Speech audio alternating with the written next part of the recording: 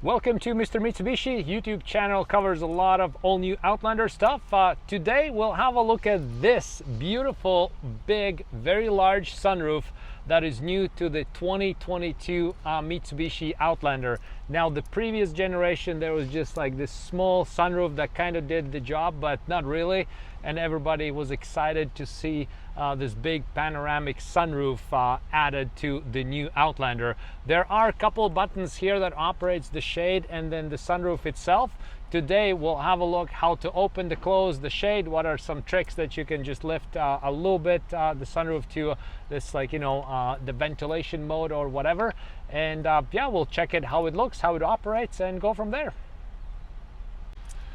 So we do have two buttons here. So one, it does look like a shade here, so even, like, you know, if you look at the buttons you can distinguish which one is for the sunroof and the other one is for the shade. So on towards the right side we have the shade, towards the left side we have the sunroof. So obviously we cannot open the sunroof before we open the shade. So if we press the shade open button, it always goes like midway and stops. So you always have to double press it for it to open it fully. I don't know what the rationale behind it is, but that's kind of like how it works. If you want to open it fully, you always have to double press it. If you want to close it, it's the same thing. So you press it once, it just closes like midway, stops midway, and then you finish it off with the second push, right? So if you can't if you can't open it all the way with one push, don't think there's something wrong with the car. Now if you want to stop it at any point, you can do so by touching the button. It doesn't matter which way you touch it, forward or backwards, it'll just stop, right? So like that.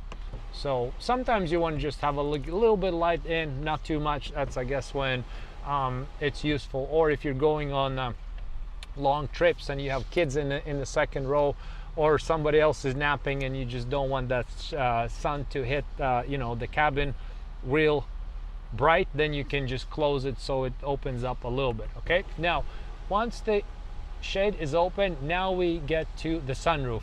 And for the sunroof there's basically two ways how we can open it. One will be we can slide it open, and the other one we can tilt it a little bit, right? So to tilt it, we just press this sunroof button up, and that's how it tilts. So this one will give you a very, very minimal road noise, right? Because obviously the more space you have open on the roof, the bigger the noise is gonna be, right? And sometimes, again, you just want that extra new, like, you know, fresh air coming in, but you don't want that road noise. So that's why you can just lift it a little bit.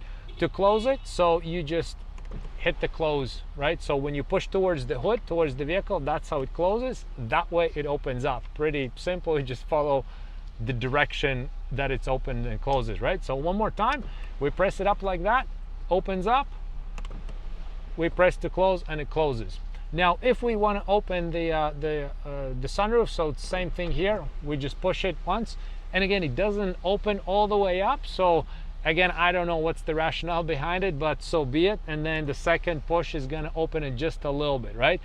I think it might be basically, you know, I don't know, just again to reduce the road noise, so you're not opening up in full by accident, and then it's all of a sudden, if you're on a highway, it's very loud and you're freaking out what's going on. So maybe that's why it kind of like it opens, but it just doesn't open all the way. And then the second push would open it all the way, right? So again, you cannot open with one push it all the way. It has to be one and then the second one, right? So sometimes our customers, they're like asking, oh, is there like something wrong with the vehicle? How come I cannot do it, right? Even a simple thing like that, I think it has to be explained properly so you know how to operate and you're not afraid that you know, something's wrong with the vehicle. Same thing if you want to stop the sunroof at any given position, you just press the backwards, right? So you won't stop the backwards or forwards, doesn't matter which way, right? But you just press the button, right? That's how it will open up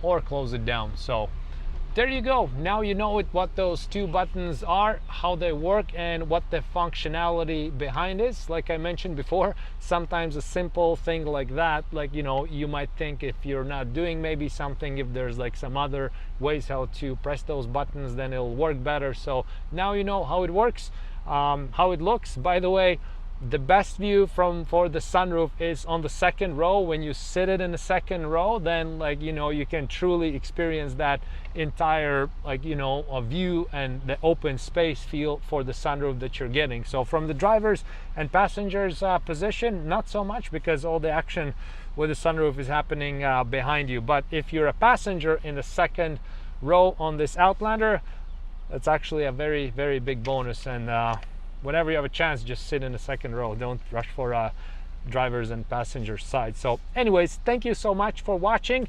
Happy to share some knowledge. Leave a comment if you have any Outlander or Mitsubishi related questions.